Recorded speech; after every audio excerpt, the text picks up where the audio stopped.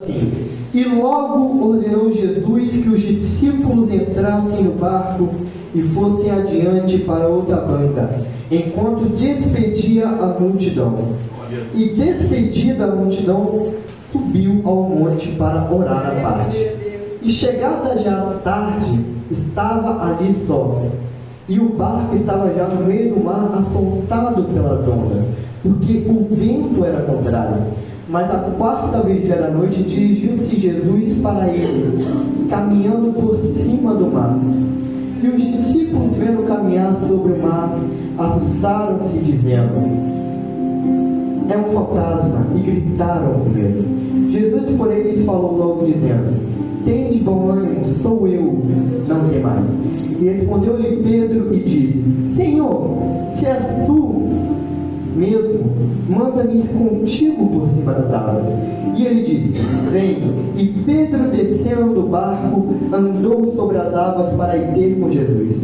Mas sentindo o vento forte, teve medo e, começando a ir para o fundo, clamou, dizendo: Senhor, salva-me. E logo Jesus, estendendo a mão, segurou-o e disse: homem de pouca fé, por que duvidastes? E quando subiram para o barco, acalmou a tempestade. Então aproximaram os que estavam no barco e adoraram, dizendo: és verdadeiramente o Filho de Deus. Irmãos, antes de eu ministrar qualquer coisa aqui, a gente tem que entender o contexto que se passava naquela época. Como era naquela época que estava acontecendo? Naquela época, o contexto era de extrema intolerância religiosa, bastante perseguição contra os cristãos, principalmente no reino da Judéia e em Roma, a qual João Batista tinha acabado de ser preso pelo rei Herodes, que era o rei da Judéia. E neste momento, ele foi morto a mão da mulher do rei. Ele foi morto a mão da mulher do rei. E logo foi decapitado. E logo os discípulos foram ao encontro de Jesus avisar que João Batista tinha morrido. E Jesus, recebendo essa notícia, ele desceu do barco e foi em direção a pregar para as pessoas que queriam, operou muitos milagres, ele curou pessoas, e ali aconteceu um dos milagres que até hoje marca a história da humanidade. Terminando ali de pregar, ele pegou, não tinham o que comer, as pessoas estavam sem o que comer lá, e ele foi lá e operou o milagre, partindo o pão e multiplicando, a qual 5.000 pessoas comeram, sem contar as crianças e as mulheres. E aqui eu quero chamar a atenção para a primeira aplicação dessa noite, que Jesus, recebendo a notícia que João Batista havia morrido, ele simplesmente pegou, desceu do barco e foi de encontro. Ele quase me deu a mínima para o que ele ia falar. E eu quero dizer nessa noite: não importa o que está acontecendo, meu irmão, busque primeiro o reino de Deus e a sua justiça, e as demais coisas que serão acrescentadas. Isso está escrito em Mateus 3:16. Aleluia. Se Deus já falou que Ele vai fazer, por que se preocupar, meu irmão? Por que simplesmente se preocupar? Deus não é filho do homem para que minta, nem filho do homem para se arrependa. Se Ele falou lá na Bíblia que Ele irá fazer, Ele irá fazer. Glória a Deus. Aleluia. Aqui chegamos ao ponto-chave da palavra que eu li nessa noite, que é: logo após Jesus operar esse milagre, Ele mandou os discípulos irem a outra banda para poder pregoar, e ele falou que ele subiria, despediria a multidão e subiria ao monte para orar. E aqui tem a segunda aplicação dessa noite que eu quero dar, que é: não importa o que você está passando, meu irmão, encosta a porta do seu quarto e ora. Mas Daniel, mas eu deixei um parente meu em casa enfermo. Daniel, mas lá dentro da minha casa está cheio de conta para pagar, eu sei o que eu vou fazer no final do mês. Ei, acalme-se, meu irmão, encosta a porta do quarto e ora. Deus irá prover. Deus já proveu várias coisas, Deus já proveu várias coisas na sua vida. Então, por que se desesperar? Encosta a porta do seu quarto e clama ao único que pode te ajudar. Não vai falar com o seu vizinho. vizinho o que está acontecendo, não vai postar nas redes sociais, vai falar para o único que sabe, o único que irá resolver, Jesus, porque a oração é a chave da vitória. E logo após, os discípulos, já em alto mar, na parte da noite, começou a vir uma tempestade forte contra o barco. Ondas começaram a vir contra o barco, as ondas começaram a querer virar o barco. Meu irmão, eu não sei o que você está passando aqui nessa noite, eu não sei se você está passando por um momento de adversidade na sua vida, se você está passando por um momento que, não sei, talvez você deixou conta na sua casa, talvez você está com essa família doente, talvez tenha alguém que está falando algo para você, qualquer coisa. Mas eu quero dizer, não importa o momento, em João 16:33, Deus vai dizer: neste mundo vocês terão aflições, contudo tenham bom ânimo, pois eu venci o mundo e vós também vencereis. Deus venceu, Deus passou por dificuldade, mas Ele também venceu. Ele foi crucificado, meus irmãos, botaram uma coroa de espinho nele, Ele sangrou. Aleluia. Mas Ele venceu esse mundo. Coisa que foi honrada. Aleluia. E logo após, na nona vigília da noite, Jesus veio andando. Eu estava pesquisando, e a nona vigília da noite é entre 3 e 6 horas da manhã, ou seja, madrugada. A palavra vai nos dizer que Jesus mandou os discípulos saírem de tarde, ou seja, a Bíblia não vai dizer, mas se a gente for olhar o horário, foram quase 12 horas que passou para Jesus ir de encontro aos discípulos. E nessa noite eu quero dizer para você, não é no nosso tempo que as coisas acontecem, é no tempo de Deus. A gente quer que agora, neste momento, é igual comida que a gente faz de restaurante, nesse momento a gente quer que chega, mas a gente tem que esperar, meu irmão. Tem que esperar, não é do nosso tempo. Em Eclesiastes 3:1, Deus vai falar: e há um tempo determinado para todas as coisas debaixo do céu. Aleluia. Os discípulos acharam que era um fantasma quando Jesus vinha andando por cima das águas.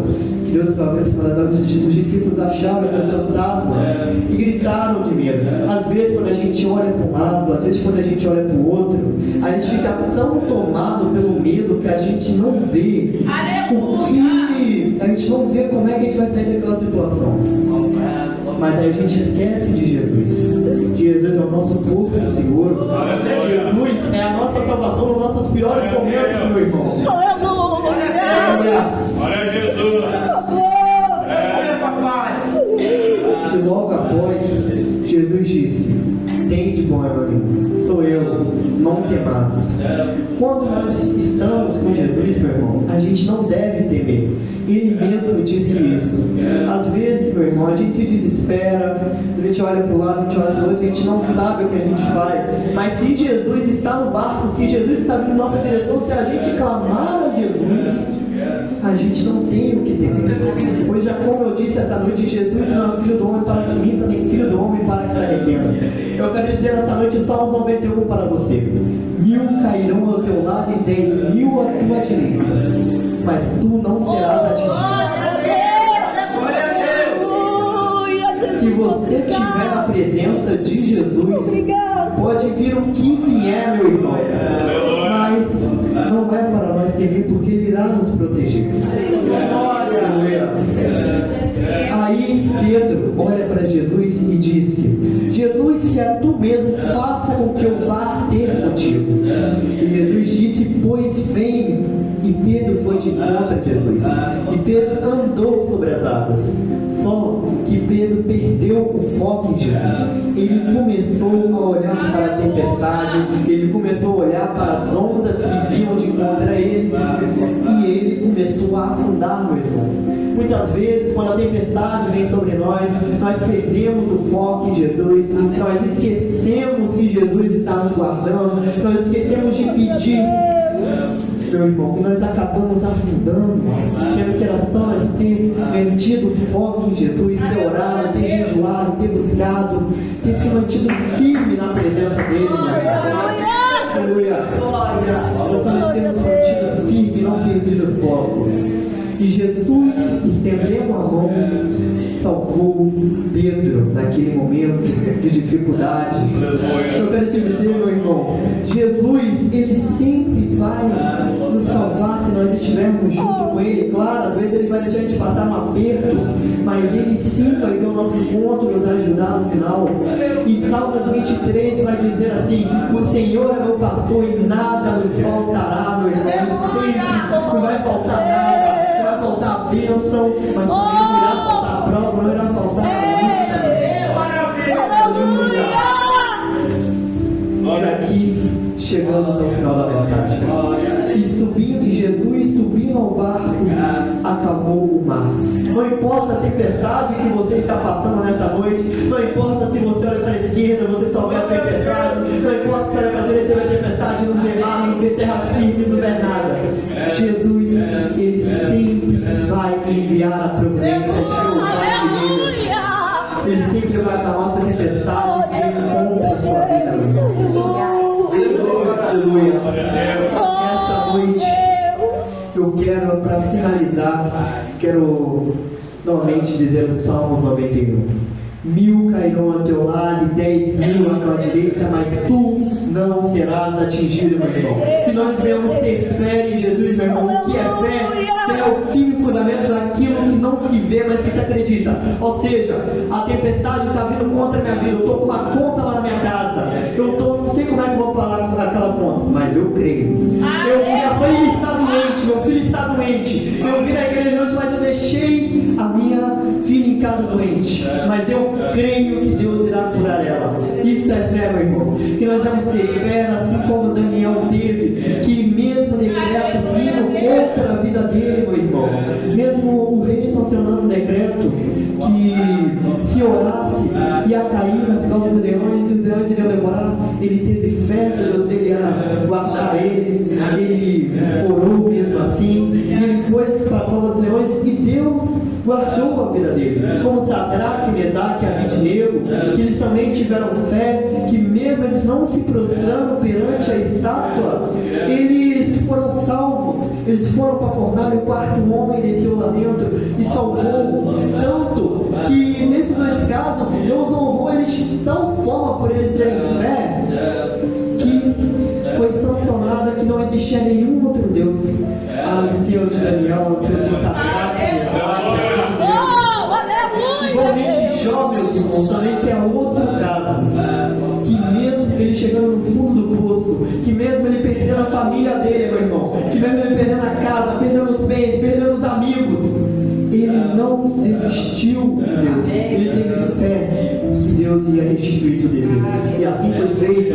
E tem muitos e muitos outros casos de homens que tiveram fé, e quando a aprovação veio sobre eles, eles permaneceram firmes e não saíram dos caminhos do Senhor, e não falaram que não ia mais adorar, permaneceram firmes, olharam, jejuaram, e Deus foi lá e honrou eles.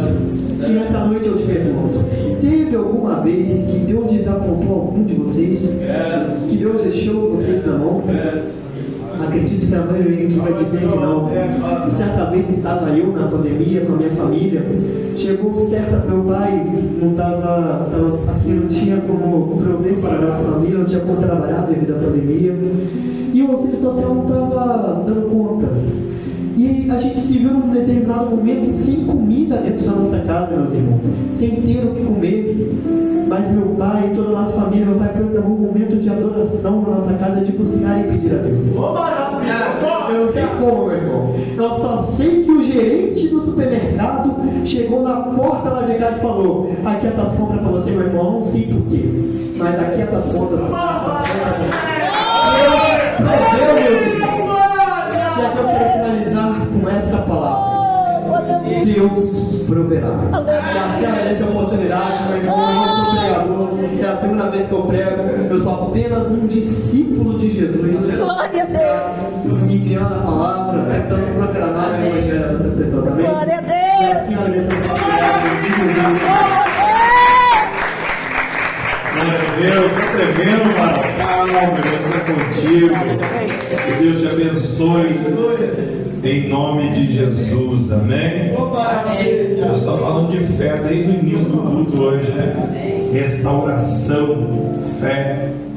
Aleluia. E muitas vezes a providência vem de onde a gente menos espera.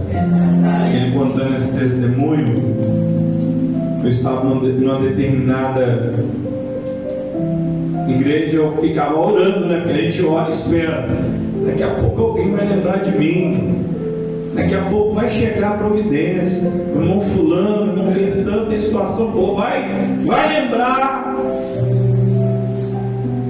E eu pensando que a providência ia vir deles, e no joelho, na oração, louvando, adorando, e providência não vinha de lugar nenhum. Mas o nosso Deus, Ele faz da onde a gente menos espera.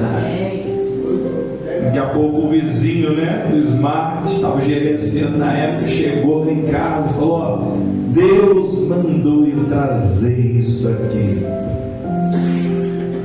E mais ainda, quando tiver pandemia, eu vou te abençoar. Tinha dia, minha esposa está aqui de testemunho, falava para ela: não precisa de trazer não, fruta não, porque senão vai estragar. De tanto que vinha, a gente tinha para partir. Você já parou para imaginar? No momento de escassez, Deus permite a escassez. Daqui a pouquinho a escassez, a gente começa a orar, não vê nada acontecendo, pensa que vem de um lado, pensa que vem de um lugar. Até hoje, irmãos, quando eu vejo esse testemunho, me emociono, porque Deus, Ele permite acontecer. Deus, Ele permite o vento soprar, mas Ele também permite a bonança chegar. Você, meu irmão, está passando pelo vento, passa glorificando, porque a bonança de Deus vai chegar. Amém? Aleluia. Que Deus assim nos abençoe no nome de Jesus nessa noite. Glória a Deus. Bendito seja o nome do Senhor. Nós vamos orar pelas famílias. Está aqui a hora aqui, né? Eita glória. Vamos orar pelas nossas famílias também nessa noite. Estamos aqui em gratidão a Deus pela nossa casa, pela nossa família, que é o bem maior que temos, né? É a nossa família. Glória a Jesus, glória a Deus. Convido você a se colocar sobre os teus pés no nome do Senhor. Convido você a colocar sobre os teus pés no nome de Jesus. Oh, maravilha, vamos orar. Vamos falar com Deus. Vamos pedir a Deus a bênção dele para a nossa casa. Vamos pedir a bênção de Deus para o nosso lar. Agora é o momento de você falar com esse Jesus que acalma ventos, que acalma tempestade, o Jesus da bonança, o Jesus que estende a sua mão amiga para poder o auxiliar. Espírito Santo de Deus, Senhor meu Deus e meu Pai, nessa noite o Senhor está falando conosco, ó Pai, acerca de confiança. O Senhor está falando conosco acerca, meu Pai, de situações difíceis, mas que o Senhor não perde o controle do barco, o Senhor não perde o controle da água, o Senhor não perde o controle da tempestade, o Senhor não perde o controle de nada, porque o Senhor está no controle de tudo. O Senhor vai tocando agora nos enfermos, vai tocando agora nos necessitados, vai tocando, meu Pai, na nossa família, aqueles também que não podem estar. Deus, que nessa noite o Teu Espírito Santo venha ser derramado sobre a nossa vida, Senhor, e a Tua unção, que a Tua glória esteja sobre a nossa vida, sobre a nossa família, em nome de Jesus. Amém e amém. Erga tuas mãos assim, diga assim: Senhor Jesus, a minha família eu entrego nas tuas mãos. Diga assim: cuida da minha família, faça o melhor por ela. Já está na mão de Jesus. Pode glorificar o nome do Senhor, né? Deus abençoe. Em nome de Jesus, Deus abençoe os nossos irmãos do canal. Deus abençoe em nome de Jesus Cristo, o Nazareno. Amém?